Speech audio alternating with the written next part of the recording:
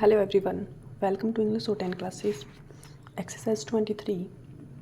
Get ready for the dictation. Start. Honorable members, our mothers and sisters always used to save some money for difficult times, but often these savings were spent on daily needs. Today, rupees 88,000 crore deposited in Jan Dhan accounts is a testimony to the charging saving habits. It is only because of the Jan Dhan scheme that wages from Maganrega benefits from different insurance schemes, scholarships, pensions, and most other government benefits are being credited directly into the bank accounts of the poor through DBT. Jan Dhan accounts have succeeded in eliminating the middleman between the government and the poor.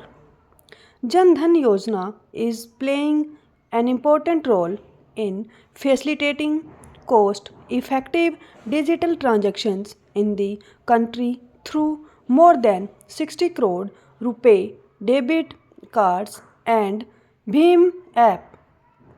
Similarly, government is bringing banking services closer to the people through the India Post Payments Bank set up in the post offices. As a result, the whole world has taken note of this step towards financial inclusion in India. Whereas many social welfare programs were in existence for the past several decades, they had failed to produce the desired impact. The alertness, action oriented approach, and good intention displayed by my government towards the aspirations and difficulties of citizens have made it possible to bring about large scale visible changes. While giving a clear majority to my government in 2014, the people of the country had also given a clear mandate to take strict action against corruption and black money. My government has come down heavily on corruption in the past 4.5 years. Being sensitive to public sentiment, my government has waged a war on corruption and black money from day one and approved constitution of a special investigation team SIT on black money in the very first meeting of the cabinet. Thereafter, government enacted a new and strict law on black money. My government also carried out a campaign against illegally acquired assets in foreign countries. New agreements were signed with several countries known as tax havens, and several others were signed with many other countries to rectify deficiencies in existing agreements.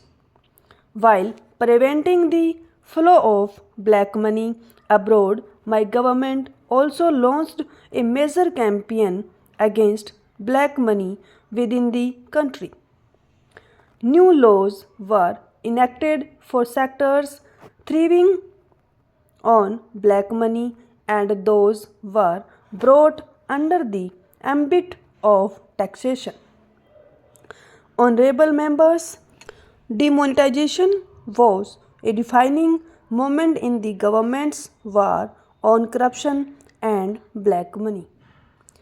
This decision struck at the very root of the parallel economy thriving on black money, and the money outside the formal system was brought within the ambit of nation's economy.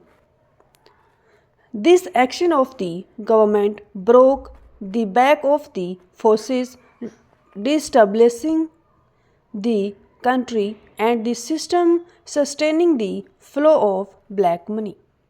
The registration of 3,38,000 dubious shell companies responsible for flow of black money have been annulled by the government. The directors of these companies have also been prohibited from holding such offices again. Assets worth more than rupees 50,000 crore are being taken under the Benami Property Act, Prevention of Money Laundering Act, and the Law Against Fugitive Economic Offenders. As a result of the policies of my government, black money in real estate sector has declined substantially. The prices of houses have come down and the dream of a normal middle class family for possessing their own house is being realized. I am pleased that on account of these policies of my government, people's trust in the government has increased and there has been a sharp increase in the number of persons paying income tax. Whereas prior to 2014, 3.8 crore people had filed their return. This number has increased and more than 6.8 crore people have come forward to file their returns. Today, the taxpayers is confident that each paisa contributed by him or her is being spent honestly on nation building. My government believes that corruption and black money constitute a grave injustice towards the honest taxpayer of the country.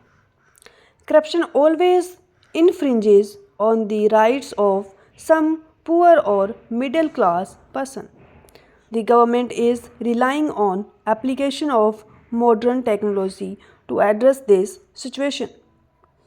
As a result of the expansion in direct benefit transfer in the last 4.5 years, more than rupees 6 lakh 5,000 crore have been directly transferred to the bank accounts of beneficiaries. Because of this, about rupees 1 lakh 10,000 crore have been saved from falling into wrong hands. Government has removed about 8 crore fictitious names which were being used by middlemen to misappropriate the rightful benefits of genuine beneficiaries. In order to build a strong nation, it is imperative that we develop our economy in such a manner that will help our fellow citizens to progress with transparency and honesty. My government developed a transparent system for auction of coal mines and has protected this national resource of the country. Stop.